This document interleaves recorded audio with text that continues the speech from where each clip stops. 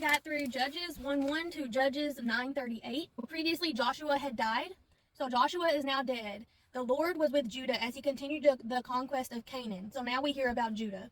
The Lord told the people to drive out all the inhabitants of the land. They did not. The children of Israel became unfaithful. They worshipped other gods. Judges 2:14. And the anger of the Lord was hot against Israel. So he delivered them into the hands of plunderers who despoiled them, and he sold them into the hands of their enemies all around so that they could no longer stand before their enemies. So the people became corrupt. Again. Judges 3:7. So the children of Israel did evil in the sight of the Lord. The Lord left enemies in the lands to test Israel. It introduces Deborah. She was a prophetess. During this time, she was judging Israel. Deborah's song. If you want to review Deborah's song, Judges 5:1. Jabin, king of Canaan, is destroyed, and then there's 40 years of rest. Judges 6:1. Then the children of Israel did evil in the sight of the Lord, so the Lord delivered them into the hand of Midian for 7 years. Gideon is visited by the angel of the Lord. Gideon destroys the altar of Baal. Gideon was to save Israel, defeats the Midianites, and then there's quiet rest for 40 years. Then Gideon dies. Then it's introduced Abimelech, son of Jerubbaal. He kills his brothers, and then he reigns for 3 years. However, the youngest brother fled, Jotham, so he was the only one who survived. Then it brings us to Abimelech versus Gaul, the son of Edid. So today we continued Judges, and we finished it all the way through. Judges 9:38 is where I started. We had ended with Abimelech versus Gaul, the son of Edid. Abimelech takes the city. He defeats the tower of Shahim.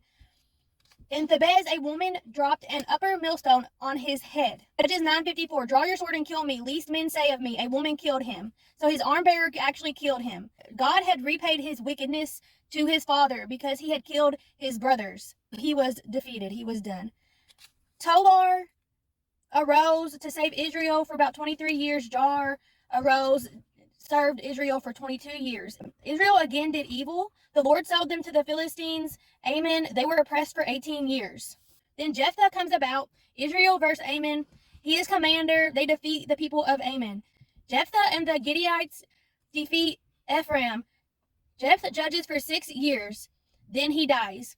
Then we hear of the birth of Samson. God says he shall begin to deliver Israel out of the hand of the Philistines. Samson marries a Philistine.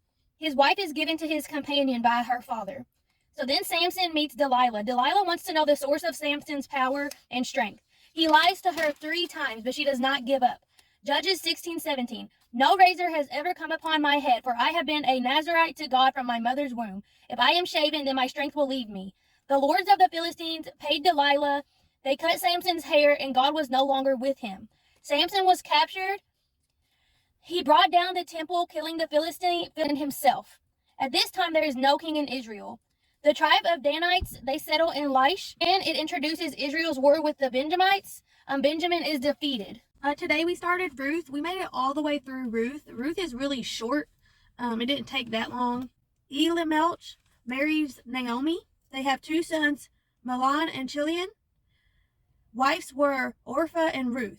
Elimelech and their 2 sons died. Ruth stays with Naomi, her mother-in-law. And Ruth meets Boaz.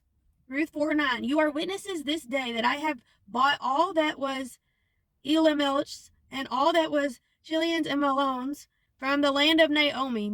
Moreover, Ruth, the Moabitess, widow of Mahlon, I have acquired as my wife. They had a son, Obed.